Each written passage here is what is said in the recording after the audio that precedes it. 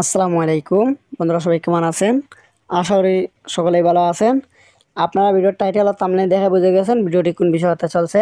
প্রিয় শিক্ষার্থী বন্ধুরা, আপনারা 2024 সালে যারা এইচএসসি পরীক্ষা দিয়েছেন তারা বেশ কয়েকটি সাবজেক্টে পরীক্ষা দিয়েছেন এবং কয়েকটি সাবজেক্টে পরীক্ষা দিতে পারেন নাই। তো যে সাবজেক্টগুলো আপনারা পরীক্ষা হয় নাই সেই সাবজেক্টগুলো আপনাদের এসএসসি এবং জেএসসি থেকে সাবজেক্ট ম্যাপিংয়ের মাধ্যমে আপনাদের রেজাল্টটি তৈরি করা হবে। তো আজকে আমি দেখিয়ে দেবো যে আপনারা কীভাবে অনলাইনে আপনার রেজাল্টটি চেক করবেন। তো তার জন্য আপনি কী করবেন, প্রথমে আপনার ফোনে যে ক্রোম ব্রাউজার অ্যাপসটি রয়েছে এই অ্যাপসটা ওপেন করে নেবেন। তো আমি ক্রোম ব্রাউজার অ্যাপসটা ওপেন করে নিচ্ছি। তারপর আপনি উপর দিকে দেখেন সার্চ বার, তো এখানে লিখবেন এইচএসসি রেজাল্ট 2024। তো এইচএসসি রেজাল্ট আমি 2024 লিখে আমি সার্চ করছি। তো আমি এইচএসসি রেজাল্ট 2024 লিখে সার্চ করে দিলাম। তো সার্চ করার সাথে সাথে এরকম ইন্টারফেস যখন চলে আসবে আপনি কী করবেন, প্রথম যে একটু ওয়েবসাইট চলে আসছে, তো এটা শিক্ষা বোর্ডের ওয়েবসাইট। আপনি কী করবেন, এই ওয়েবসাইটের উপরে একটা ক্লিক করে দিবেন। তো আমি এটার উপরে ক্লিক করছি, তারপরে এরকম ইন্টারফেস চলে আসছে। তো তারপরে এখানে আপনি দেখতে পারছেন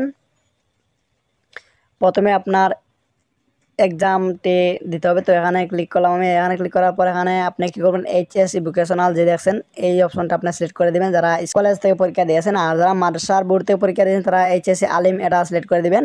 তো আমি এইচএসসি ভোকেশনাল এটা সিলেক্ট করে দিলাম।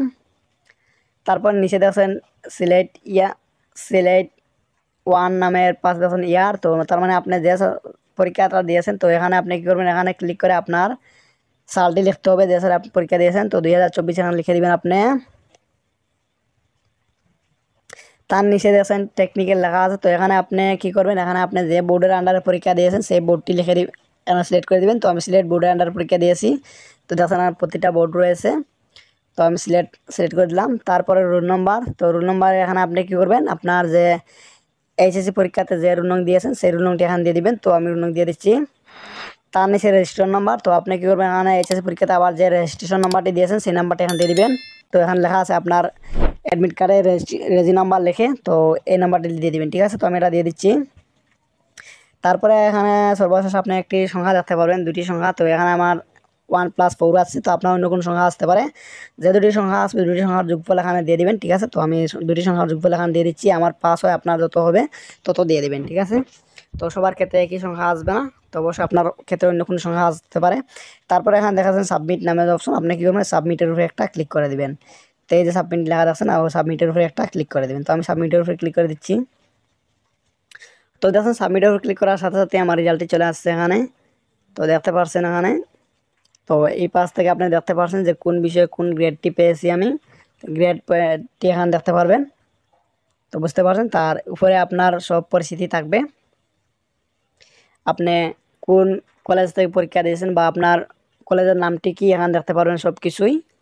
তো তারপরে আপনি এখানে দেখতে পাচ্ছেন আপনার গ্রেড পয়েন্টটি। তো এখানে দেখতে পাচ্ছেন, তো আমার এখানে ফেল ইন ওয়ান সাবজেক্ট দেখাচ্ছে, মানে আমি এক সাবজেক্টে ফেল করেছি যার জন্য এখানে ফেল ইন ওয়ান সাবজেক্ট। আপনি যত সাবজেক্টে ফেল থাকবেন তত সাবজেক্ট লেখা থাকবে এখানে ফেল ইন ওয়ান সাবজেক্ট বা টু সাবজেক্ট।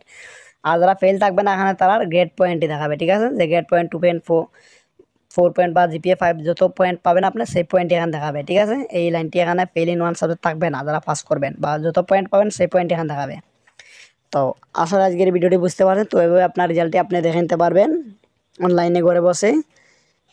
তো আজকের ভিডিও এ পর্যন্তই। ভিডিওটি ভালো লাগলে চ্যানেলটি সাবস্ক্রাইব করে পাশে থাকবেন এবং কমেন্ট করে জানাবেন আপনাদের কোন ধরনের ভিডিওর প্রয়োজন। ধন্যবাদ সবাইকে।